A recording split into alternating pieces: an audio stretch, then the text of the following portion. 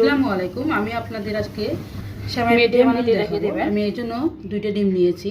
ডিম দুটো ভালোভাবে ফেটে নিব। ফেটানো হয়ে গেছে, আমি চিনি দিয়েছি। আপনারা যে যেরকম মিষ্টি পছন্দ করেন সেরকম দিয়ে নেবেন। দিয়ে দিলাম 1 চিমটি লবণ, গুঁড়ো দুধ।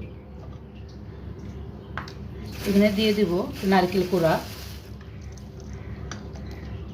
সবগুলো উপর মেখে না হয়ে গেছে, আমি দিয়ে দেবো সেমাই। খেয়ে নেব। দিয়ে দেবো 1 চিমটি আটা। ভালো হয়ে গেছে, আমি এখন আপনার বানানো দেখাচ্ছি। সবগুলো বেনে নেওয়া হয়ে গেছে। তেলে ছেড়ে দিব একটা করে। সবগুলো উল্টে পাল্টে ভালো করে ভেজে নিব। তৈরি হয়ে গেল সেমাই পিঠার রেসিপি। দেখতেই পাচ্ছেন কত সুন্দর হয়েছে, ফুলে ডাবল হয়েছে, ভেতরটাও কত সুন্দর হয়েছে। আজকে এই পর্যন্ত, খোদা হাফেজ।